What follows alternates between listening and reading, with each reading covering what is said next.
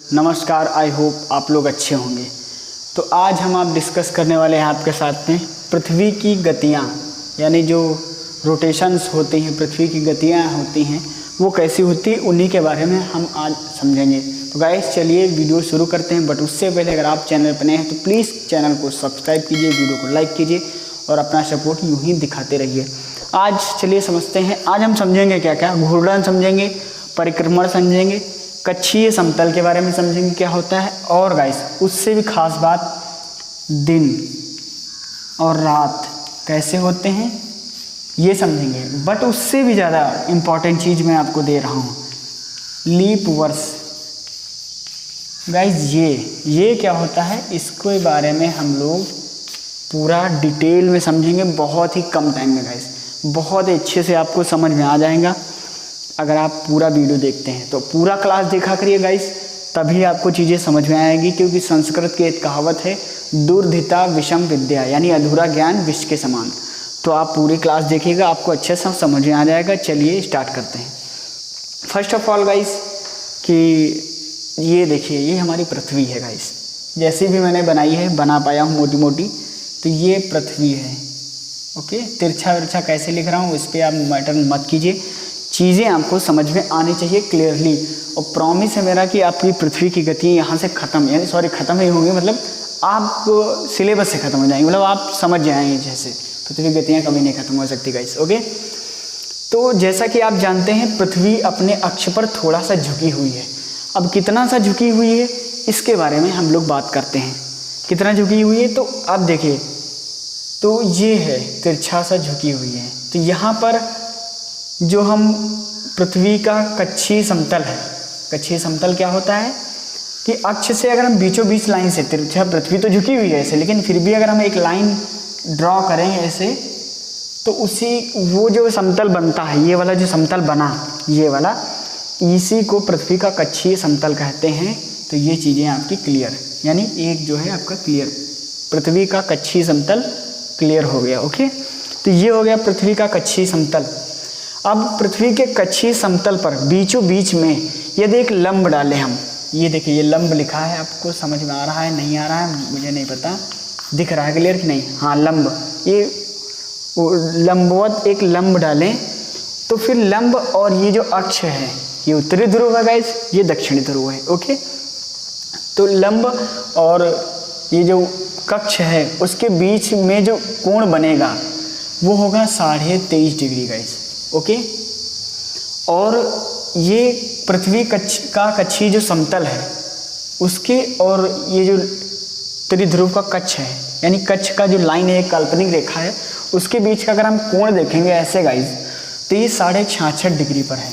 इसीलिए कहते हैं 66.5 डिग्री पूर्व में हमारी पृथ्वी झुकी हुई है। 66.5 डिग्री यहाँ पर आपको क्लियर दिखेगा, 66.5 डिग्री। ओके, अब आपको समझ में आया होगा कि पृथ्वी जो है वो 66.5 डिग्री पर झुकी हुई है। ये कौन सी रेखा है? ये कर्क रेखा है। अब देखिए, मैंने आपको समझाने के लिए एक पृथ्वी को ऐसे घुमा के सीधा बनाया था।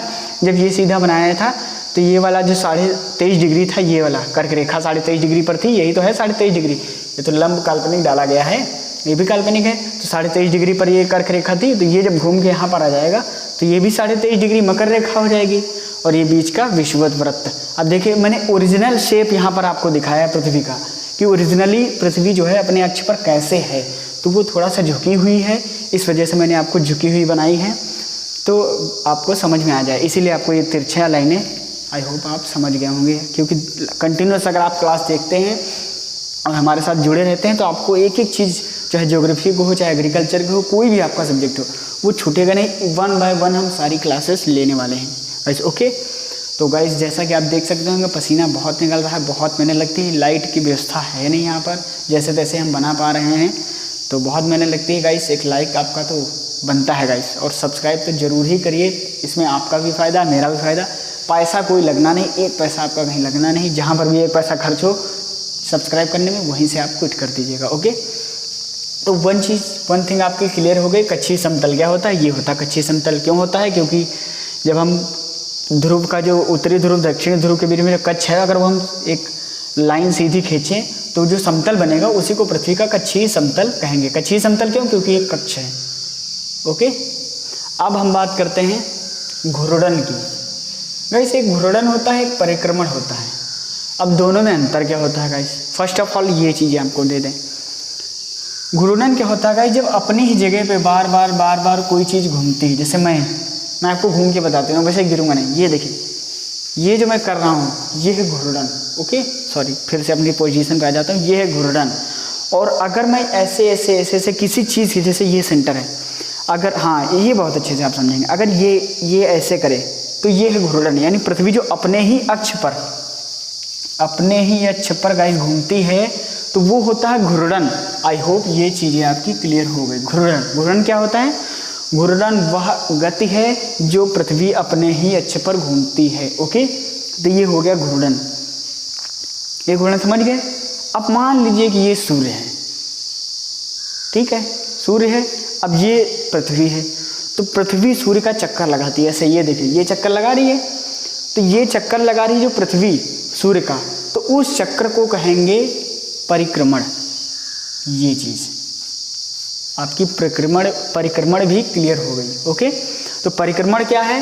परिक्रमण वह चक्र है जो पृथ्वी सूर्य के चारों तरफ लगाती है। घूर्णन क्या है? जो पृथ्वी अपने ही अक्ष पर घूमती है, उसको घूर्णन कहते हैं।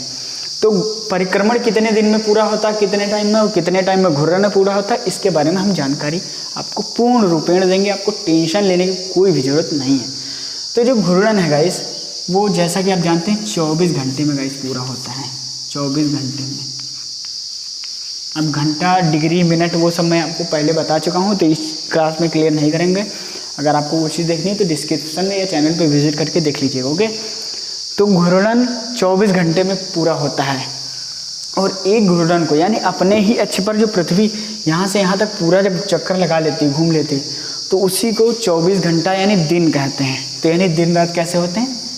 अपने ही पृथ्वी अपने ही अक्ष पर पूरी तरह से जब घूमकर जहाँ से घूमना शुरू होती वहीं पर आ जाती है, तो उसी को बोलते हैं दिन और रात। यानी एक दिन और रात हो गया, यानी 24 घंटे घूर्णन पूरा हो गया। अब परिक्रमण की बात करते हैं। परिक्रमण बता दिया है, लेकिन कुछ और आपको एडिशनल चीज़ जानकारी देते हैं। हाँ, एक चीज़ और इसमें रह गई है। ये जो वृत्त है यहाँ पर, ये देखिए, अगर ये हम लाइन खींचें पूरी चारों तरफ से, तो ये पीछे भी घूम जाएगी। तो ये वृत्त, तो यहाँ पर जैसे सूर्य होगा बहुत बड़ा, क्योंकि पृथ्वी से तो बहुत बड़ा सूर्य है, तो ये जो लाइन पड़ेगी तो आधे में दिन होगा, क्योंकि पीछे साइड में रात होगी। तो यहाँ पर एक काल्पनिक वृत्त बन जाएगा। तो ये जो वृत्त पृथ्वी को दिन और रात में विभाजित करता है, उसको प्रदीप्त वृत्त कहते हैं। हाँ, ये चीज़ आपकी बच रही थी। मैं कहाँ पे लिख दूँ? मैं थोड़ा सा मिटा देता हूँ, मिटा दूँ, यहाँ पे थोड़ा सा लिख देता हूँ। प्रदीप्त वृत्त, प्रदीप्त वृत्त, ये है प्रदीप्त वृत्त। क्या है? जो वृत्त काल्पनिक ही है गाइस, जो वृत्त यानी जो लाइन या वृत्त पृथ्वी को दिन और रात में विभाजित करता हो, वो है प्रदीप्त वृत्त। तो प्रदीप्त वृत्त क्या है? ये जो लंब हमने डाला है यही प्रदीप्त वृत्त है, क्योंकि सूर्य तो इधर से पड़ेगी उसकी किरणें, तो यहाँ पर आधे में दिन हो गए, आधे में रात होगा, तो इस वजह से ये प्रदीप्त वृत्त गाइस बन जाएगा। यहाँ पर प्रदीप्त वृत्त बन जाएगा। ओके, आई होप ये चीज़ें आपको क्लियर हो रही हैं। अगर कुछ नहीं हो रहा है तो आप बार बार वीडियो को रिमाइंड करके देख लीजिए, आपको चीज़ें क्लियर हो जाएंगे। ओके, अब बात करते हैं कि जो लीप वर्ष क्या होता है गाइस, इसके बारे में बात करते हैं।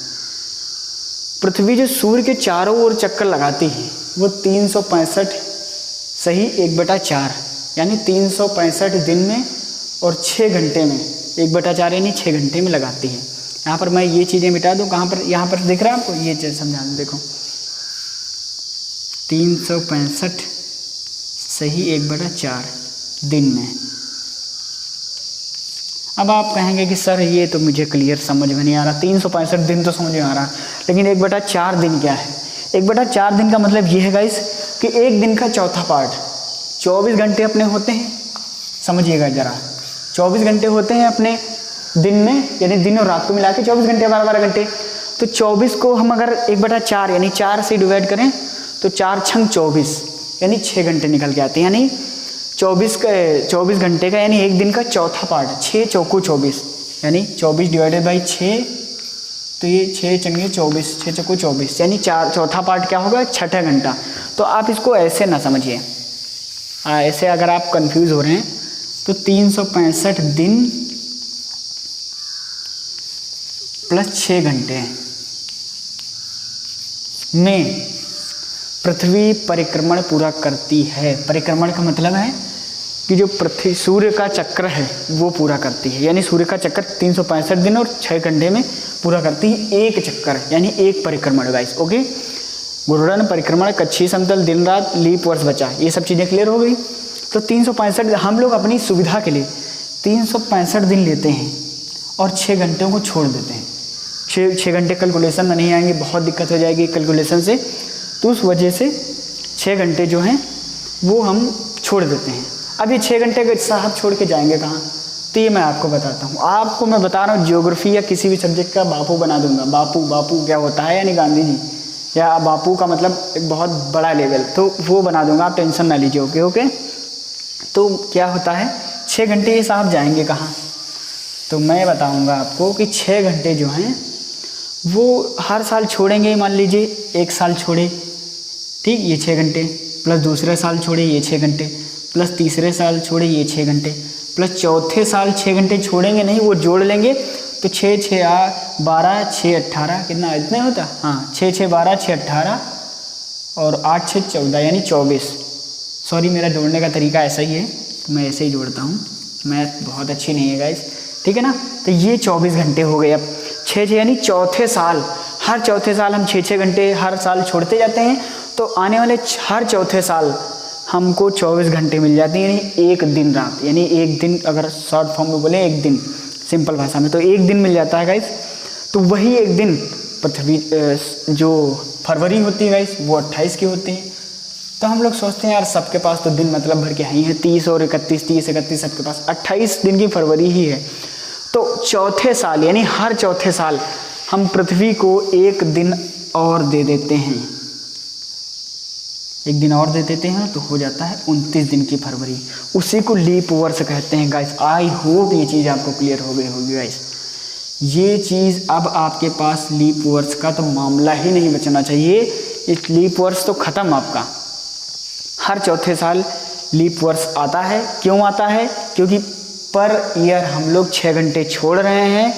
अब आप कैलकुलेट करके कमेंट में बताइए कि प्रति साल प्रति वर्ष हम लोग 6 घंटे छोड़ रहे हैं, तो प्रति माह कितने घंटे कैलकुलेट हो गया है, और प्लस प्रतिदिन कितने घंटे या कितने मिनट आए, और प्रतिदिन में कितने मिनट हम लोग खो रहे हैं चौथे साल को देने के लिए, तब जाके लीप वर्ष। अब आप ये भी कमेंट करिए कि अगला लीप वर्ष कब आने वाला है, यानी पृथ्वी कब, सॉरी फरवरी जो है, यहाँ पर फरवरी तो मैंने नाम ही नहीं लिखा, ये फरवरी कब 29 की होने वाली है। ओके,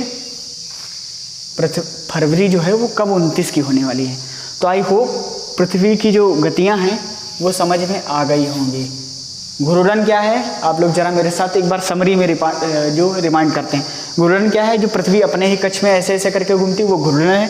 परिक्रमण का है, ये सूर्य है, और ये पृथ्वी जो चक्कर लगा रही है वो परिक्रमण है। कक्षीय समतल, ये वाला कक्षीय समतल, आई होप समझ गए होंगे। दिन रात कैसे होते हैं, अपने ही कक्ष पर यानी अक्ष पर घूमने पर एक बार पूरा चक्कर जो होता है उसमें ही दिन रात होते हैं, उसी को दिन रात कहते हैं। वो 24 घंटे में पूरा होता है गाइस। ओके, लीप वर्ष कब होता है, 6 जब परिक्रमण होता है 365 दिन और 6 घंटे में पूरा होता है। तो हर साल हम 6 घंटे छोड़ देते हैं, और आने वाले चौथे साल में वो जो 6 घंटे मिला के 24 घंटे हो जाते हैं, तो हम वो फरवरी को दे देते हैं। फरवरी उस दिन 28 से 29 की हो जाती है, उसी को हम लोग लीप वर्ष बोलते हैं।